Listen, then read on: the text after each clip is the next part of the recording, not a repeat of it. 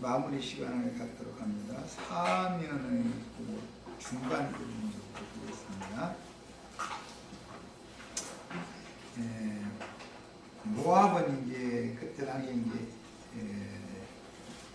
세상을 상징하기 때문에 세상과 중간지대지 뭐 애국 완전 애국은 아니고 팔레스타인 땅에서 애국으로 가는 그 중간지대지 거기가 광야의 접경이기 때문에 철저하게 버림받은 룻은 시므를 따라서 시므이 하나님께 돌아갈 것을 이렇게 결심했다는 것을 나오미가 이제 그 말을 듣고 확신을 했기 때문에 그녀를 더 이상 강권할 수가 없었습니다. 룻의 입장에서 볼 때 모압 땅에서는 자신의 처지를 불쌍히 여겨줄 사람이라고는 아무도 없는 처지였을 가능성도 있고 의지할 만한 데가 없었을 것입니다. 세상을 의지할 수 있는 거리가 있으면 세상을 떠나기가 어렵죠. 사람이라니까 뭐 누구만 그런 게 아니고 다 마찬가지예요. 그녀는 빈부에 따라서 사람을 의지하거나 자기 족속 중에서 젊은이를 만나서 새로운 인생을 시작할 마음이 전혀 없었고 오직 시므가 그토록 어려운 곤경 가운데에서도 변함없이 신앙하는 그 시어머니의 신에게로 돌아갈 마음이 굳어져 있었습니다. 신을 바꾼다는 것은 이건 인생에서는 제일 중요한 문제죠. 세상을 지배하는 세상 신을 우주를 창조하시고 경영하는 세상만이 아니라 이생 너머의 영원한 세계까지도 주장하시는 그 하나님의게로 신을 바꾼다라는 게 참 인생사에서는 제일 중요한 문제죠. 자, 이제 룻기 1장의 그 마무리 부분 19절에서 22절 이 시간에 말씀을 나누도록 하겠습니다. 같이 읽습니다. 이에 그 두 사람이 베들레헴까지 갔더라. 베들레헴에 이를 때 온 성읍이 그들로 말미암아 떠들며 이르기를 이가 나오미냐 아니냐. 나오미가 그들에게 이르되 나를 나오미라 부르지 말고 나를 마라라 부르라. 이는 전능자가 나를 심히 괴롭게 하셨습니다. 내가 풍족하게 나갔더니 여호와께서 내게 비어 돌아오게 하셨느니라. 여호와께서 나를 징벌하셨고 전능자가 나를 괴롭게 하셨거늘 너희가 어찌 나를 나오미라 부르느냐. 나오미가 모압 지방에서 그 어머니 모압 여인 룻과 함께 그 며느리 모압 여인 룻과 함께 돌아왔는데 그들이 보리 추수 시작할 때 베들레헴에 이르렀더라.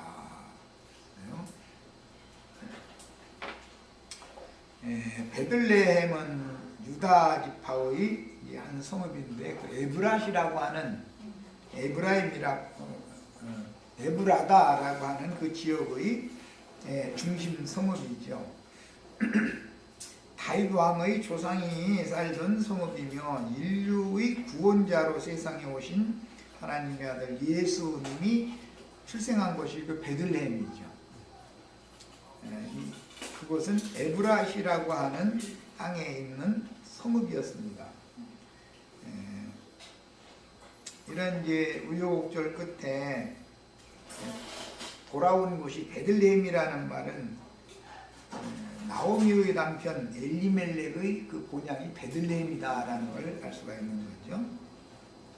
베들레헴은 떡집이라는 뜻인 거 잘 아시죠? 에브라다라는 말은 곡물의 땅이라는 뜻이에요. 팔레스타인 땅 중에서는 그쪽 지역이 농사가 비교적 잘 돼가지고 농산물이 많이 나는 땅이다. 그게 에브라다였죠. 이스라엘 12지파 중에서 유다 지파는 왕권을 가진 지파요. 가나안 땅을 분배받을 때 특히 유다 지파에게는 넓은 영토를 주었는데 그때 당시 번성도 인수가 제일 많았죠. 유다 지파가. 그러니까 더 넓은 땅을 받게 마련이죠. 에브라 땅이라는 이름의 뜻은 곡물의 땅이라는 의미를 갖고 있으며 베들레헴이라는 성읍의 이름의 뜻은 떡집이라는 라는 의미를 가지고 있습니다. 그러니까 이제 주님이 그곳에서 태어나야 되는 것은 하늘 양식이 나는 곳, 또 하늘 양식을 요리를 해서 먹여주는 그곳에서 예수님이, 그게 예수님이 오신 목적이죠. 그래서 에브라 땅의 베들레헴이라고 하는 것은 이렇게 중요한 의미를 갖고 있어요. 10년 전 흉년을 당하여 식물을 찾아서 남편을 따라 두 아들을 데리고 정든 고향을 떠나서 이방의 모압 땅에 내려가서 남편도 잃고 두 아들마저 잃은 나오미는 이제 아무것도 없는 빈손으로 초라하게 귀향을 했습니다. 참 10년 세월이면 뭐 강산도전한다는 세상 말도 있는데 참 10년이 많은 걸 바꿔놨죠 지금.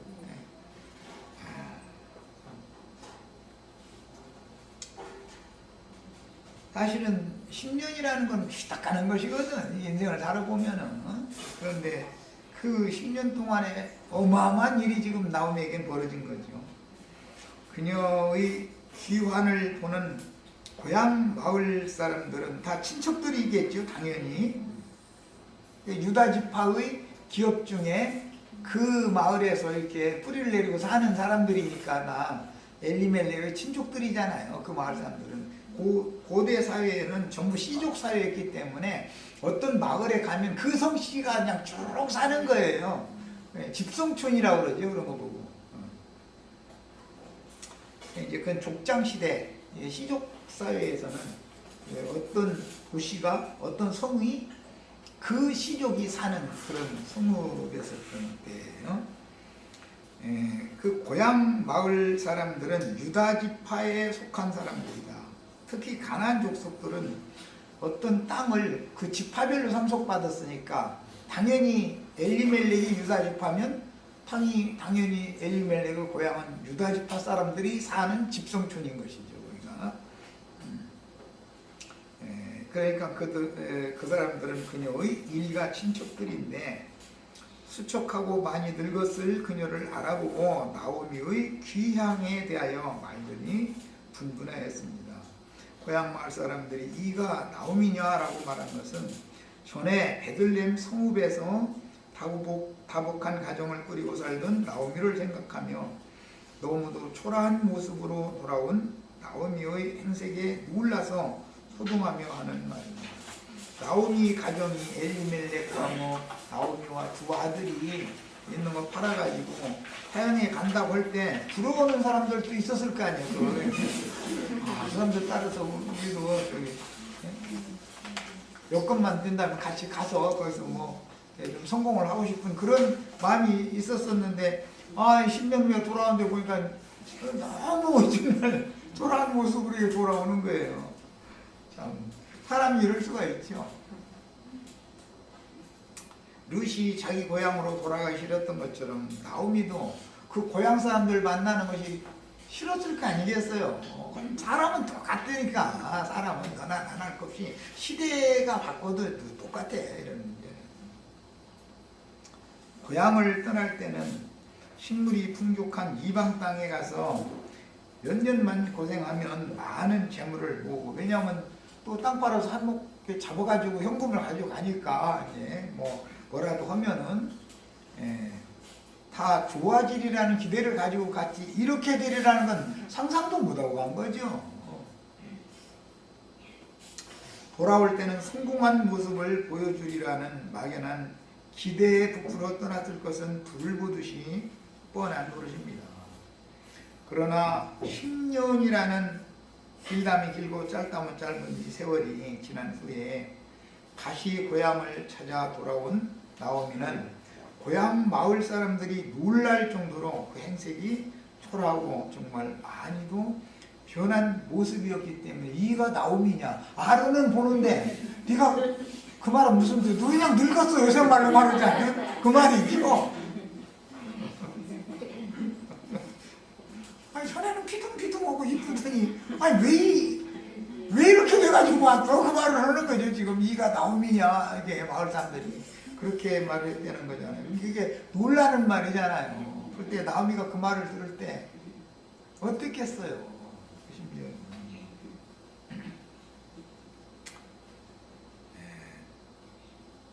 그래서 나오미는 나를 나옴이라고 칭하지 말고 마라라고 칭하라. 이렇게 대답을 하는 말씀을 읽었죠. 네, 설레는 가슴으로 이방 땅을 향하여 떠날 때 그 모습과는 너무도 대조적인 오늘의 현실을 그녀는 이렇게 표현을 했습니다. 마라라는 말은 씀, 고통, 괴로운 건데 출애굽을 해가지고 첫 번째 광야에 발을 내딛은 다음에 경유지가 마라였죠. 거기 마라에서 물을 이제 떠먹으려면 물이 너무 써서 나뭇가지를 그래서 이렇게 물에 던지라고 그래가지고 허라는데 했더니 물이 단물이 돼가지고 쓴 물을 단물로 마셨다. 이제 거기 첫 번째 애굽에서 나와 송해바다를 건너서 첫 번째 유진한 장소가 마라죠. 그런데 나옴이라는 이름이 마라라는 새 이름으로 바꿔진다는 게 이게 참 하고 싶지 않은 얘기지. 이제 모압 땅에서 본향으로 돌아온 나오미는 10년 전 옛 남편 엘리멜렉의 아내요 두 아들의 어머니로서 행복했던 옛날 사람이 아니다. 신약의 용어로는 옛 사람이 아니다. 그럼 새 사람이 됐으면 성공해가지고 왔어야 되는데 새 사람 참 이렇게 될 바에 뭐라고 가 거기를 이런 말 들을 정도밖에 안 되는 그런 상황이 돼가지고 이제 온 거죠. 그녀는 지난 10년 동안 참으로 험난한 인생을 살면서 저주받은 인생이 겪어야 하는 인생의 모든 쓴맛을 다 보고 나서 조상 대대로 물려주신 약속의 땅 영원한 기업이 있는 본향에 돌아온 새 사람입니다. 그런데 여기가 더 좋은 본향이죠. 그렇잖아요. 에브라 땅의 베들레헴이 나오미에게는 그래도 더 나은 본향일 거예요. 어쨌든 이방 땅에 간 것은 나그네 생활하러 간 것이지 이게 자기 고향에 뿌리 박고 살라 간 거는 아니었잖아요. 그런데 성공했으면 거기 이방 땅에다 뿌리 박을 건데 이렇게 쫄딱 망하니까 이제 더 좋은 본향 찾아서 오는 거죠 지금.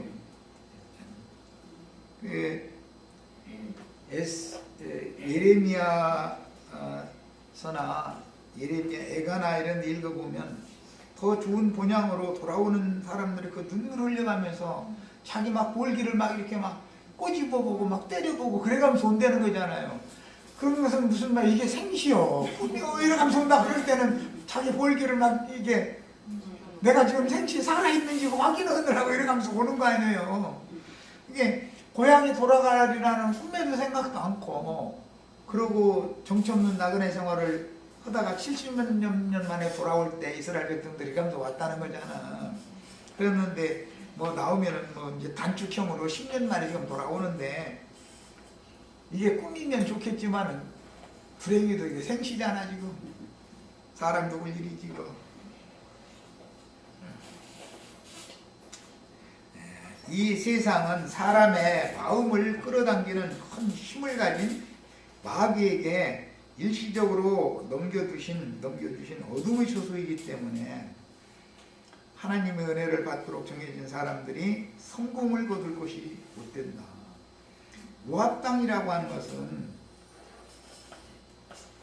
엘리멜렉이 아내와 두 자식을 데리고 기근을 피해서 피난을 간 것이었지만 그곳이라고 하는 것은 하나님 앞에 은혜를 입은 사람, 하나님 앞에 은혜를 입은 사람은 하나님 안에서 살아야지 이방 땅에 가서 사는 것이 그게 옳은 것이 아니다라는 것이죠. 세상적으로 볼 때는 뭐 무슨 살아남으려니까 이제 피난을 간 거지만 하나님께서 늘 간섭하시고 그가 하는 매사마다 자꾸 이렇게 까다롭게 이상하게 은혜가 있는 사람은 하나님이 좀 까다롭게 보시죠. 네. 어떤 사람은 하거나 말거나 놔두는 사람이 있어요. 보면 우리가 볼 땐 저건 아니다 하는 짓을 하는데 잘 되는 사람들이 많잖아요. 그 시편 이런 데 읽어보면은 시편 기자들이 실족할 뻔했다는 거야. 자기는 하나님을 그렇게 섬기는데 그렇게 힘들고 하나님을 모르는 그 나쁜 짓만 하는 사람들은 그렇게 잘 되니까 과연 정말 하나님이 살아계시다 믿을 수가 있는가 해가지고 실족할 뻔했다는 그런 시도 나오잖아요. 그럼 인생사에서 보면 그게 사람의 생각은 이해가 안 되는 거죠. 하나님이 살아계시다면 이럴 수가 있나, 이런 정말 이해 안 되는 일이 한두 가지가 아니에요. 인생사에서는 사람의 생각으로는 이해가 안 되는 일이 인생사의 변수라는 건 너무 많아요. 그런데 나오미가 이렇게 돼가지고 오는 거잖아 지금. 이런 말씀을 읽어보면 신약의 세리와 창조거든 죄인들이라든지 이걸 대표하는 둘째 아들이 터덕터덕 자기 아버지 집으로 돌아오는 그런 모습이 연상이 되잖아요 지금. 우리가 다 그렇게 구원을 받았어야 된다니까. 이렇게 구원을 이 말이 이 말이구나. 이게 나를 이 자리까지 데려다 놓으신 하나님이 뒤에서 다 일하신 거였구나. 이것이 믿어져야 되거든 이제. 하나님은 어떻게든지 해서 사람에게 그분이 살아계심과 살아계신 그분께서 메시아 즉 구원자가 되심을 믿어지게 만들게 하기 위해서 여러 가지 일을 이렇게 그 사람에게 필요한 어떤 것을 이렇게 보내신 거예요. 그 사람이 감당할 수 있는 수준 내에서 이렇게 한 것이지, 사람으로 생각하기에는 그게 이해가 안 되는 일이 한두 가지가 우리 인생에 벌어지는 게 아니죠. 그게 그냥 육신의 생각으로만 해가지고 하나님이 살아계시다면 그럴 수가 있냐 이 소리를 함부로 하는데, 하나님이 살아계심을 모르기 때문에 무지해서 그런 거죠. 그게 정말로 만난 사람이면 그런 말 어림도 없는 소리예요.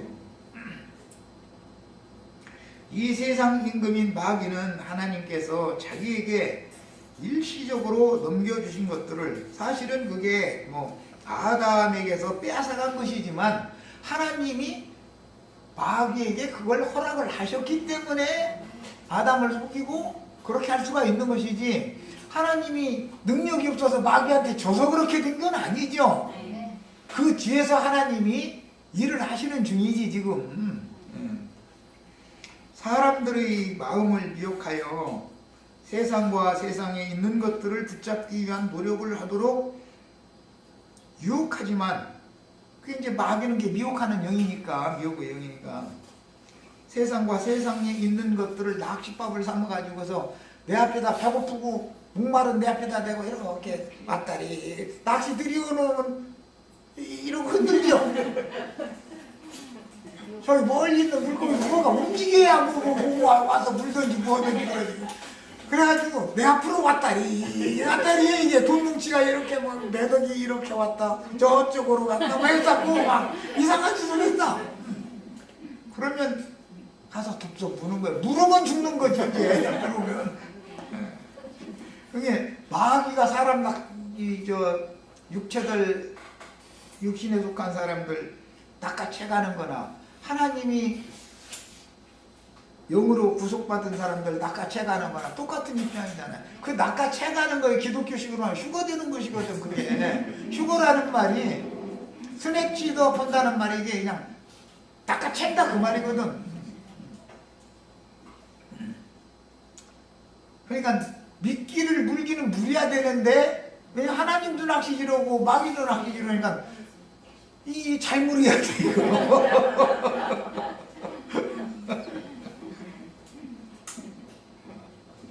너무 육신의 일을 막 잘되게 해주는 그 미끼 물면 죽는 것이고, 육신의 연단과 시련을 보낼지라도 그걸 통해서 영혼을 내가 구원하길 바란다라는 이런 정확한 그 복음도 그것도 미끼죠. 하여튼 그러니까 미끼를 놓느라고 이렇게 축복 얘기가 그냥 양편에서 마귀도 축복 준다 그러지, 하나님도 복 준다 그러지, 다 복 주는 얘기였잖아요. 사실은 그게 복이 먹잇감이지 미끼지 그런데 복 받으려고 덥석 물었더니 그게 저주가 될 수 있고, 진짜 물었더니 저주가 변화해 복이 될 수 있고, 지금 그 얘기지. 사람들의 마음을 이렇게 미혹하여 세상과 세상에 있는 것들을 붙잡기 위한 노력을 하도록 유혹하지만 천국의 주이신 그리스도를 잡아야지 세상의 어떤 잘되는 세상사의 어떤 것을 붙잡으려고 하면 망하게 돼 있다는 거예요. 이건 뭐 웬만하면 다 아는 사실이야. 그런데도 속아. 머릿속으로는 아는데 실제 생활에서는 속아. 참 놀라워. 하여튼 나오미는 이 순간 바울 사람들에게 당연히 영광을 받았겠어요? 수치감을 느꼈겠어요? 이거 뭐 물어볼 필요도 없죠? 그리고 고통스럽게 지나간 이방 땅에서의 10년 세월이 세상 말로 주마등과 같이 쫙 지나갈 거 아니에요. 이가 나오미요? 이렇게 할 때 그래 내가 나오미 하지 않고 나를 왜 나오미라고 하냐, 나오미라고 하지 말아라. 풍족하게 나갔다가 지금 빈손으로 돌아왔는데 뭐 내가 무슨 나오미냐, 난 말하지. 이렇게 말을 할 때 그 순간적으로 벌써 10년이 그냥 쭉 지나갔을 거 아니야. 사람은 다 똑같으니까. 10년 세월과 그 전에 고향 마을에서 다복한 가정을 꾸리고 살던 때를 추억했을 것입니다. 사람이 인지해서 참 행복이 뭔가 아는 거죠. 이렇게 되면 그냥 세상 말로 말하자면 뚜렷한 행복이 뭐 산뜻한 행복이 어디 있는 게 아니고 그냥 속 좀 썩이더라도 남편 있고 그냥 뭐 속 좀 썩이더라도 자식들 있고 다 건강하고 그냥 가서 열심히 뭐 벌어다 오는 걸로 그냥 집안 살림해 나가고 이렇게 하는 것이 행복이지. 그게 평범한 사람 되는 것이 행복인 것이지 뭔가 산뜻한 무엇가 되는 것이 행복이 아닌 것을 때 배우는 거지요. 이게 진리잖아. 사람이 진리를 터득한다는 게 쉬운 게 아니거든. 그런데 평탄한 인생을 살 때는 아 이렇게 따분해서 못 살겠어. 당신 좀 나갔다가 저녁에나 돌아 뭐 이러고 이거는 복이 지나쳐서 그래. 그게 이렇게 우리 김영숙 자매 다 쫓아내지 말라고 사정한 소리 같네. 그런데 진종일 붙어있으면 따분하기도 할 거야 아마.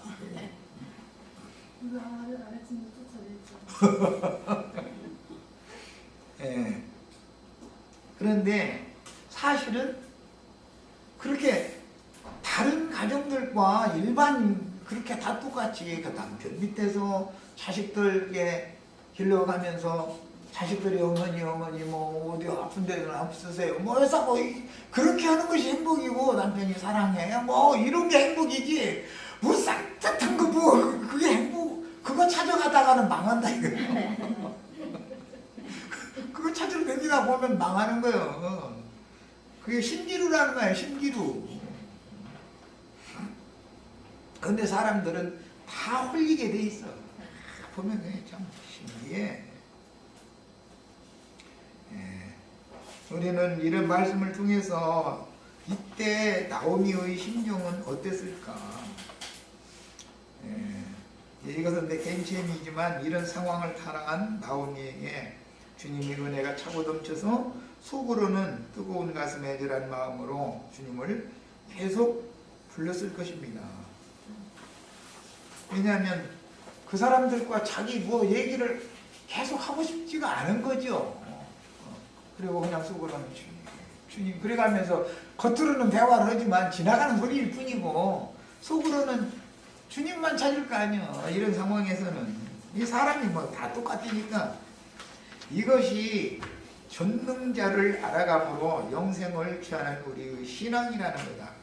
이 기독교계 사람들이 이 신앙에 대해서 너무 잘못 가르치고 있는 거예요. 하나님을 뭐 인격적으로 만나야 되고 교리적으로는 그런 말 참 다 해요. 하는데 어떻게 하는 것이 인격적으로 살아계신 하나님을 만나는 것인가에 대해서는 구체적으로는 가르치는 사람이 그런 영적 체험이 없기 때문에 그냥 붕 뜬 소리를 자꾸 쌓는 것이죠. 그러다 보니까 사람들이 엉뚱한 것을 자꾸 붙잡게 마련이죠. 살아계신 주님이 이렇게 만나주신다라는 거 이게 믿어주셔야 되겠어요. 인간적으로는 하늘이 무너지고 땅이 꺼지는 일을 당하고 돌아왔지만 남편 죽으면 하늘이 무너진 거고 두 자식 죽으면 기둥 완전히 다 두 기둥 무너지면 나오미는 인생이 없는 거 이제 완전히 무너져 버린 인생이니까. 그러니까 뭐 돌아오면서 며느리들 보고 한 얘기 있잖아. 내가 무슨 소망이 있냐. 또 설사 내가 오늘 가서 남편을 만나서 오늘 밤에 아이를 잉태한다고 한들 그거 가는 거지도 않고 그런 세상사에 대한 소망은 나는 이미 다 가는 거지 않은 사람이니까 아예 다 포기했다. 나 같은 사람 따라가서 네가 젊디 젊은 네가 뭐 하겠다고 날 따라오겠단 말이냐 그 얘기를 지금 한 거잖아요. 그러니까 나오미는 세상사에 대해서는 완전히 세상에 대해 죽은 사람이에요. 그런데 룻도 똑같은 입장이었다는 거예요. 자기 모압 땅 거기에 대해서는 완전히 소망을 두지 않는 사람이었죠. 인간적으로는 하늘이 무너지고 땅이 꺼지는 이런 일을 당하고 돌아왔지만 그녀는 이스라엘의 하나님, 우주의 창조자요 당신 지으신 세계를 당신의 뜻대로 운영하시는 전능자께로 지금 돌아온 것이다. 하나님을 멀리 떠났다가 원치 않게 멀리 떠났다가 하나님께로 돌아온 거예요. 사실은 본향에 돌아왔다는 것은 하나님의 임재처소로 왔다는 것을 지금 상징한다 이 말이에요. 왜? 그것이 곡물이 있는 곳, 떡이 있는 곳, 그 생명양식이 있는 그곳에 온 것이 생명신 하나님께로 돌아왔다는 걸 지금 상징한다 이 말이에요. 그런데 그때 돌아왔을 때 마침 보리를 추서는 때 딱 맞춰서 오게 됐다는 거잖아요. 얼마나 놀라워. 씨 뿌릴 때 돌아왔더라 이랬더라면 굶어 죽여야 되잖아요. 그동안에 못 먹고 살아. 근데 추수 때 다 맞춰서 이게 돌아오게 하시는 게 이게 정말 너무너무 놀라운 거예요. 우리가 말씀을 이렇게 듣고 말씀이 그렇구나 하고 이렇게 깨달아지고 그런 이런 것이 이게 작은 일이 아닙니다. 창조자 참신은 세상 유혹 따라가다가 모든 것을 다 잃고 빈손 들고 주님 앞에 나와서 주의 이름을 간절히 부르는 이 사람이 뭐 입으로 불렀겠어. 크게 속으로는 입으로는 대화를 하는 것 같지만 속으로는 주님 나를 불쌍히 여겨주세요 이래가면서 지금 그냥 마지못해서 응대를 하는 거죠. 그 사람들은 오래 애교하고 싶은 심정이겠어 지금.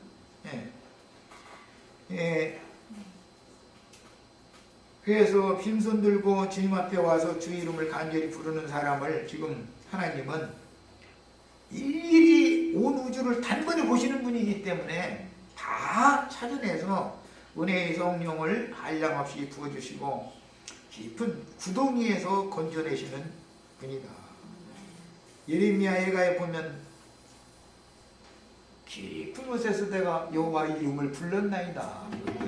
그건 얘기가 나오죠. 그게 요나서에서도 보면 그 바다의 깊은 속에 빠져가지고 거기에서 여호와 이름을 저렇게 부르잖아요. 이것이 무덤 체험이다 그러는데 생사람이 믿음 안에서 죽고 믿음으로 장사되어져 가지고 거기서 위에 계신 하나님을 간절히 찾아본 경험이 있어야 된다 이거예요. 성경 읽을 때는 이게 나는 아무 때 언제 이거 똑같은 믿음의 선진들이 했던 것과 나와 똑같구나. 이게 이런 말씀을 통해서 알 수가 있는 거죠. 그래서 십자가 아무리 떠들어도 십자가는 맨날 얘기해도 부족함이 없지만 무덤 체험까지 완전히 해야 돼요. 부활은 무덤에서 하는 거니까 죽은 자 가운데 살아나는 건 무덤에서나 일어나는 거 십자가에서 바로 부활되는 일은 절대 없으니까. 나오미와 같은 처지를 당한 것은 내가 주님의 부르심을 받았다는 것을 증명한다. 나오미나 룻과 같은 처지를 내가 인생사에서 당했다. 그래가지고 내가 정말로 스스로 힘으로 나올 수 없는 기쁨의 구덩이 속에서 바라볼 때라는 위에 계신 하나님만 바라볼 수밖에 없으니까 상황이 그래서 저해가면서 이렇게 주님의 이름을 간절히 부른다.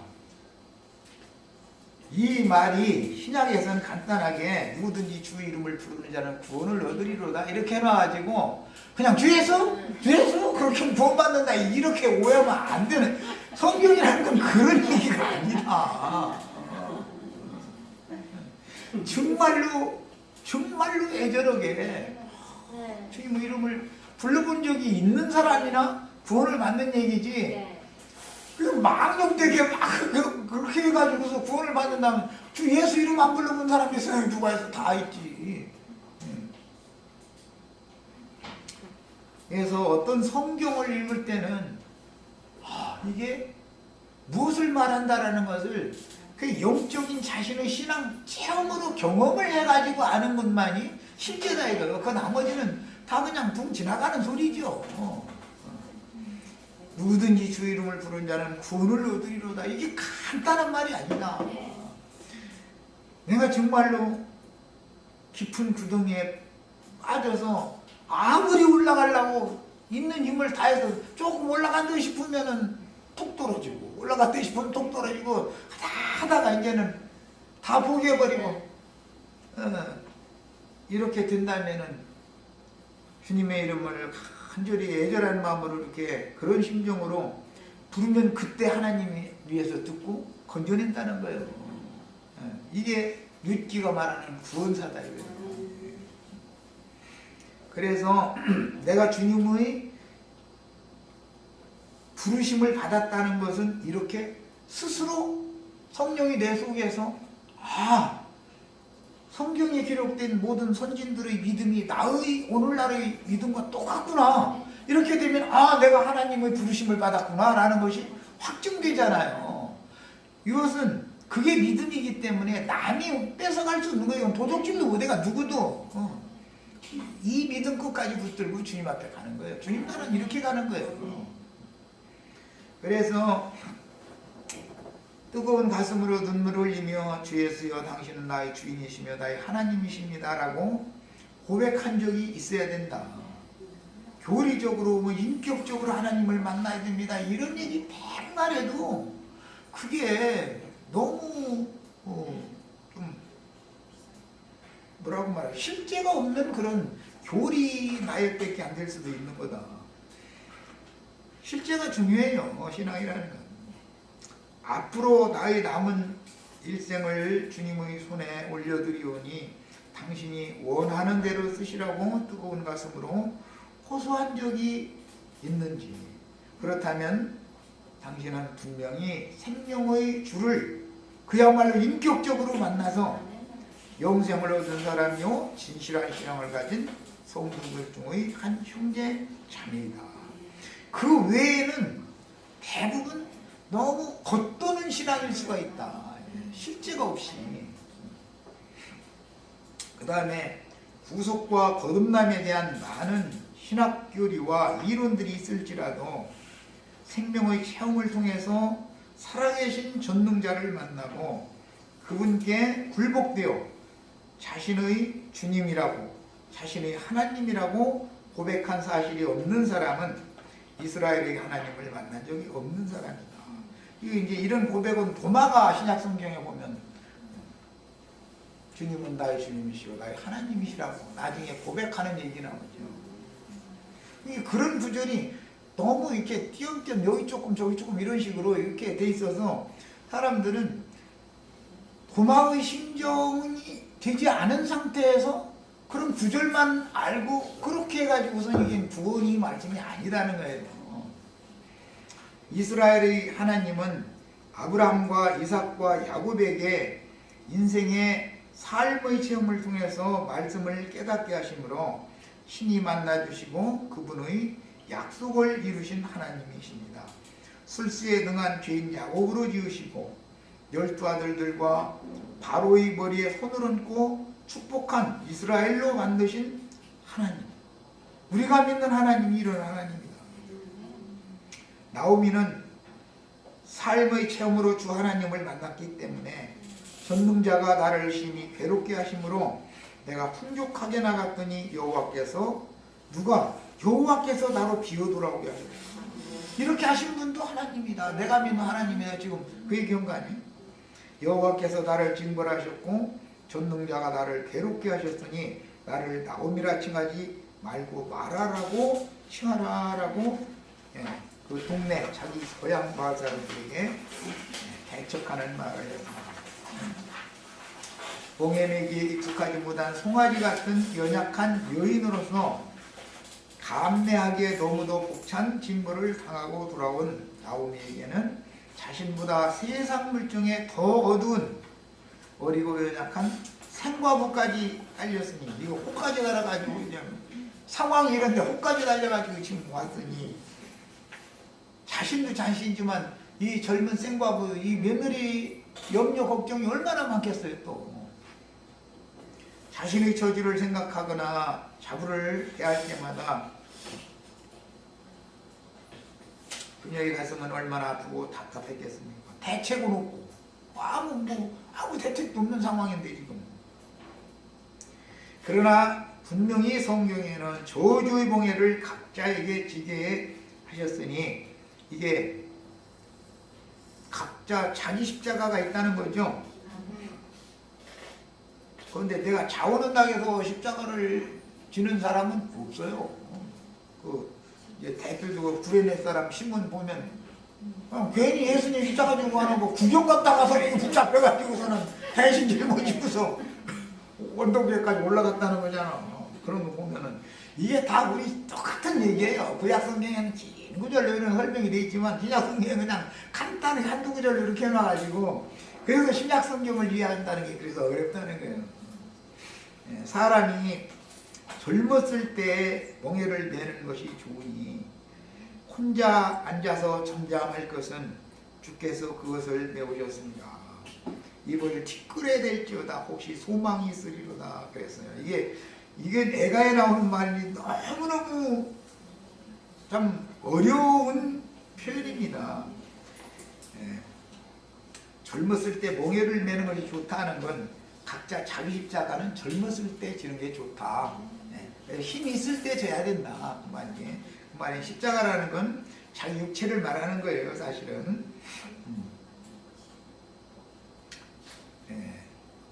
십자가를 매놓으면은 원망 불평이 나와요, 안 나와요? 나오죠. 그게 원망 불평할 것이 아니라 멍에를 얹어놔두시면 혼자 앉아서 잠잠해야 된다는 거예요. 아니 십자가를 내놨는데 어떻게 혼자 앉아서 잠잠해? 잠잠이 되나 그게? 하나님이 살아계시다면 이럴 수가 있습니까? 저럴 수가 있습니까? 저 사람처럼은 못해줘도 그 사람 10분의 1을 해줘야 될 거 아닙니까? 막 이게 나오지요. 나 그냥 숨 넘어가는데 나 그냥 각 주님 앞에 죽어버릴 거게 알아서 하세요. 막 나중에 엄포까지 넣죠.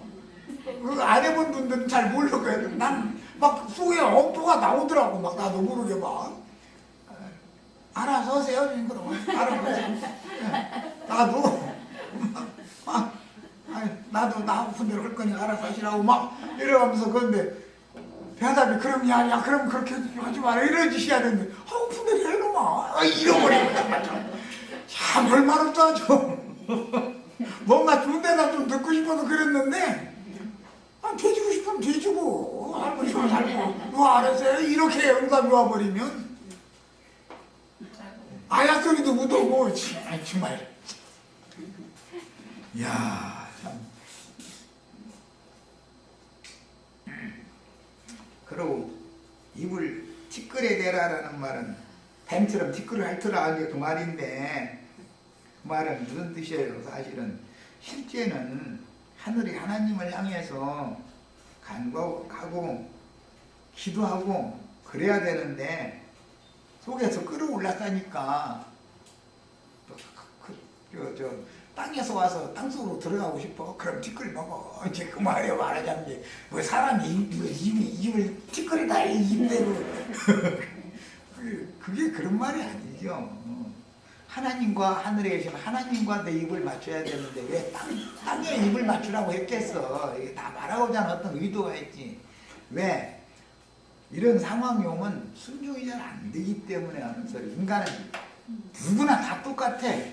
끌어올려다가 나중에 엄포가지 놓다가 그래도 안 통하면 뭐 기진맥진 한다고 그러지. 스스로. 그러려니 나도 힘들지만 하나님이 얼마나 힘드시겠어. 이게 각 사람 다 붙잡고 씨름을 이렇게 하셔야 되는데, 야, 나 하나님 허락해도 안 해. 나 한 사람 데리고 하는 것도 힘들어요. 그런데 우주 가운데 당신의 자녀 삼을 사람이 이렇게 많은데 이거 다 일일이 그 사람 형편에 맞춰다 해서 다 해서 실험해가지고 넘겨뜨려야 되는데, 이게 잘 넘어가나 이놈이. 아이고, 하나님을 넘겨뜨리려고 오히려 막 그러는 걸. 사람은 다 똑같다니까. 너는 알 것 없이. 멍에매기에 익숙하지 못한 송아지에게 억지로 멍에를 매게 하신 주님은 저가 비록 근심케 하시나, 참 시편 그런 전도서 잠언서 이런 말씀 보면, 애가서 이런 말씀 보면, 아니 근심케를 하시지 말아야지. 근심케 하시나 그 풍부한 자기대로 긍휼히 여기실 것이다. 아이 나 정말. 그럼 근심케를 말어.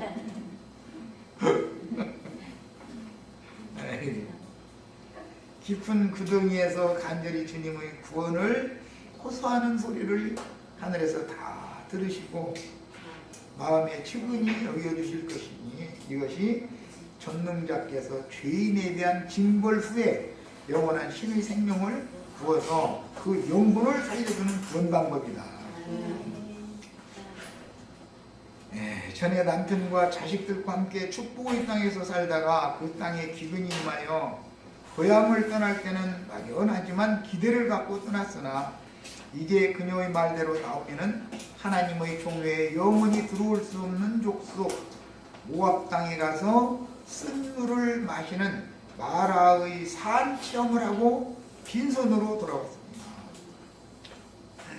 모압 땅에 있는 것을 많이 가지고 왔으면 하나님을 만나기가 어렵죠. 그것도 영원히 여호와의 종에 들어올 수 없는 모압 여인 젊은 과부 룻을 동행으로 데려왔는데, 그때가 마침 유다 지파의 기업 중 에브라 땅의 베들레헴 마을에 우리 추수가 시작된 때였다. 이 성경이 진짜 참 시간과 때와 장소가 모든 게 딱딱 들어맞는 거 보면 참 너무 놀라워. 하여튼 출애굽한 하나님의 백성들이 광야의 시험과 고난을 이기고 가나안 땅에 들어갈 때도 보리를 추수하는 시기였죠. 몸에 거두는 시기. 그때는 어떻게 한다겠어요? 요단이 항상 넘친다는 거잖아요. 뭐 늦은 비 추수다 그래가지고 비가 막 소낙비가 막 오는 거예요. 그게 그럼 무슨 뜻이냐? 지금 나오미와 룻은 늦은 비 맞고 있죠?